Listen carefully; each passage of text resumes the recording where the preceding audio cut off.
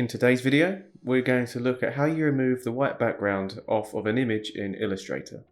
First of all, place your image within Illustrator and change the size if it's necessary. Now, we need to find the image trace window. Click on Window at the top and it will be in this menu.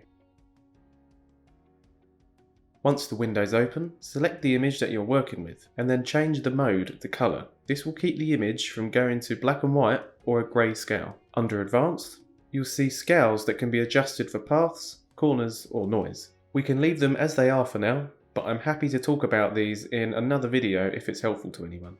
Next, we're going to click on Ignore White Background. However, as you can see, nothing has happened yet. Now, let's click on Preview and watch the magic happen. This may take a while, as it's now vectorizing the image with our settings that we've chosen. You may notice that some shaded areas are still appearing.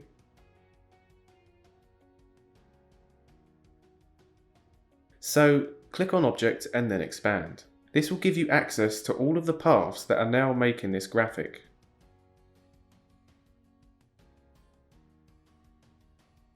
Select the Direct Selection tool, and then by clicking inside of the shaded areas, just delete these unneeded parts of the image.